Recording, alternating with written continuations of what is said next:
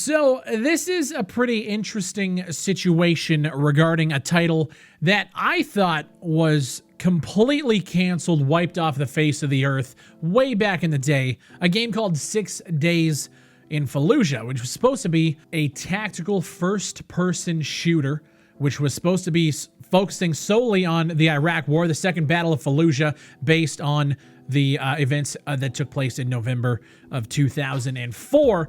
The game, apparently when it was announced, had a lot of controversy surrounding it. I remember when it was originally announced, I was excited. I'm a first-person shooter fan. Tactical shooters based on real-life events, especially, in my opinion, I grew up playing games like SOCOM. It's kind of a weird thing to say, but I think the Iraq War, in terms of like modern combat video games, is one of the best. You don't have to deal with future tech and all this other like advanced warfare shit. It's one of my favorite timepieces when it comes to, you know, first-person shooter video games. So when it was canceled, Konami pulled the plug due to the controversy surrounding it because it was based on real-life events, and to be honest with you, back then, people were pussies after seeing games like Modern Warfare come out that are inspired by the things we read in the headlines and seeing how gritty and controversial that game was. The fact that 6 Days in Fallujah was canceled back in 2009 and is now being brought back is one of the best things that I have heard for first-person shooter fans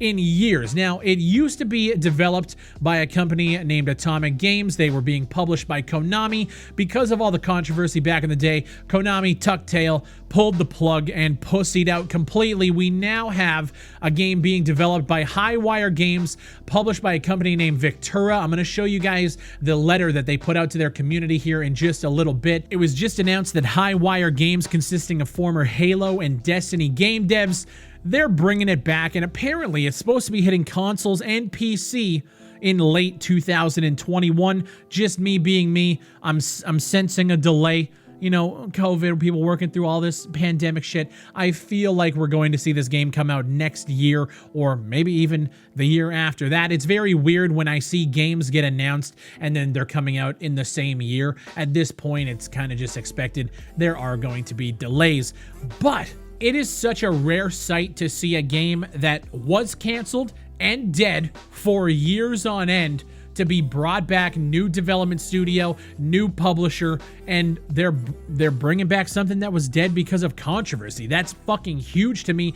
I don't really think you could probably count on one hand how many times this has happened in last decade, 2 decades, 3 decades. I'm very, very excited. I'm also seeing some articles popping up now about the controversy now surrounding the game and how people are thinking that it's a U.S. Army recruiting tool. And those allegations are stemming from the fact that the CEO of Atomic Games, which was the original developer, I guess the CEO had received some money from the CIA while he was actively, you know, the CEO of Atomic Games to develop training simulations for the FBI and the CIA. But that was the old developer who has nothing to do with the game now. Victura, who is the publisher, made a statement on the game's website clarifying that the military had no involvement in the production of 6 Days in Fallujah. Now, the trailer and the announcements surrounding this game are painting this as a picture of they really want to tell the story of these soldiers who are boots on the ground, and they want to really tell the grittiness of it. So I'm getting a lot of like Spec Ops The Line vibes from this, where it's all about morality, it's all about the actual experience. It's not necessarily about that hoorah Call of Duty over-the-top action-packed U.S. Army, although it might be. I feel like this is a good opportunity for them to really tell a true gritty storyline where it kind of blends that black and white into that gray area of what's actually going on in these situations. And that's something that we don't really see a lot of when it comes to first-person shooters. A lot of them like to talk about, you know, integrity and accuracy, historical accuracy, and all of these things. But we usually see some of the events in these games get skewed to different perspectives. I'm very curious to see how they're going to handle this game in 2021, set in 2004, almost 20 years later. I'm very anxious to see. I want to see what the game is going to be like. First of all, based on their Twitter, they've responded by saying that the game is going to be a single-player experience as well as have co-op multiplayer. And the whole premise of this situation is clearing Fallujah. They're going in house by house, taking out this like rat's nest of bunkers in this city that were like already prepared for these soldiers to come here. The story could take an interesting turn, and I'm very curious to see how the writers are going to handle it. And also the co-op multiplayer, I could see this being a nice, not necessarily a wave survival, but something similar to maybe something we see in Sandstorm, where you're clearing in this kind of close quarters, you know, city, moving building by building by building. I would love to see a co-op mode like that, clearing areas and having to like hold down the city. I just want to see this game come to fruition at this point. Personally, for me, there is not enough modern military shooters on the market right now. They are starting to make a comeback. We got Call of Duty, Modern Warfare, we got Battlefield 6, heavily rumored to be modern combat, and now we have this game as well. Very interesting. My main concern here is the fact that they've been doing it in silence. And that's something that, respect to them if the game turns out good.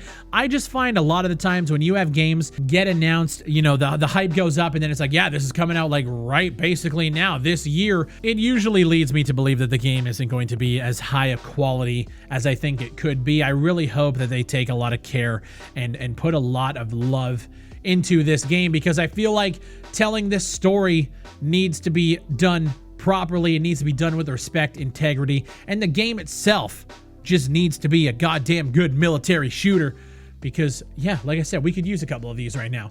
But the note to the press stresses that the developers are working with frontline Marines and soldiers who fought in the battle for Fallujah, with over 100 Marine soldiers and Iraqi civilians who were present, sharing their stories, photos, and recordings. The game will include original documentary interview footage, and to be honest, that press release portion there makes it sound a lot like what they were doing with the new Medal of Honor VR game. They were going to be telling stories from the soldiers who were there. They had a whole bunch of documentary footage, and I thought that was very, very cool that they were going to do that.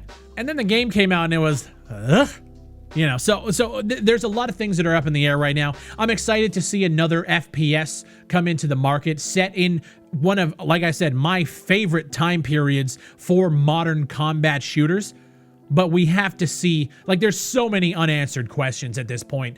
But this is one of the things that I wanted to talk to you guys about and let you know if you hadn't heard about it already, because this is really, really exciting to me. I don't want to get hyped for it, but I'm excited that this conversation is actually even happening. So the publisher Victura put out a letter to their community, and it reads as follows. Throughout history, we've tried to understand our world through stories of events that happened to somebody else. 6 Days in Fallujah asks you to solve real-life challenges from one of this century's toughest battles for yourself. We believe that trying to do something for ourselves can help us understand not just what happened, but why it happened the way it did.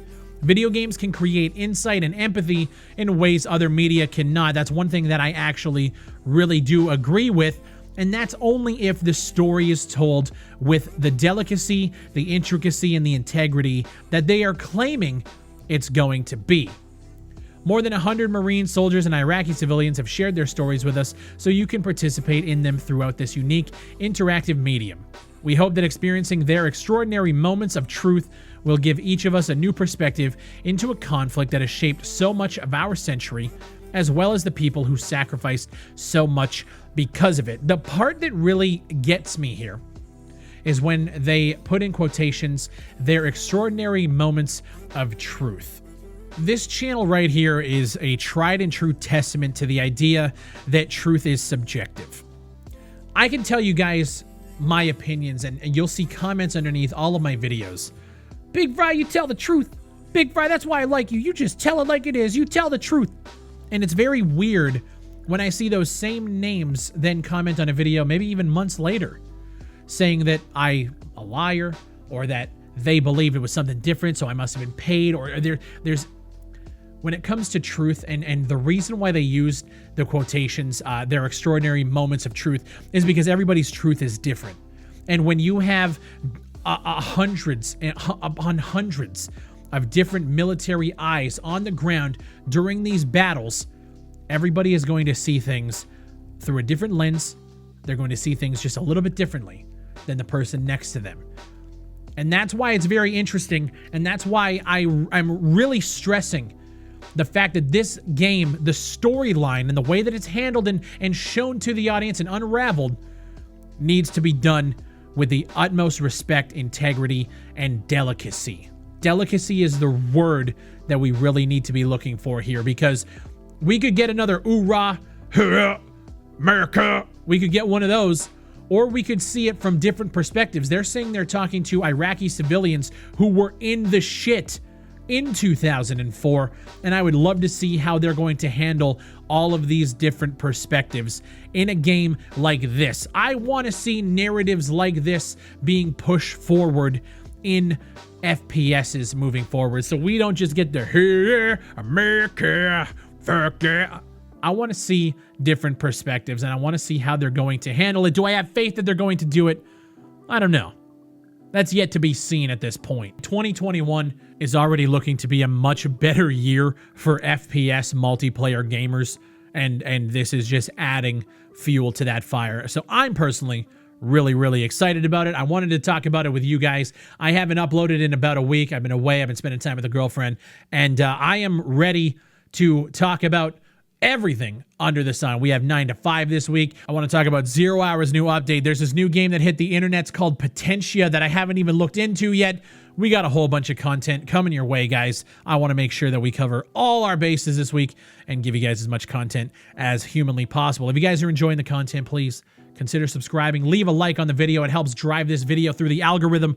And you guys have been killing it, man. The views on these videos have been astronomical, and I really do appreciate everybody who supports the channel, leaves a like on a video, and if you guys leave a comment, let me know what you guys think. 6 days in Fallujah. Are you guys excited to play a game that was completely dead in the water? Let me know what you guys think down below. My name is BigFry. Thank you guys for watching, and I'll see you on the next one.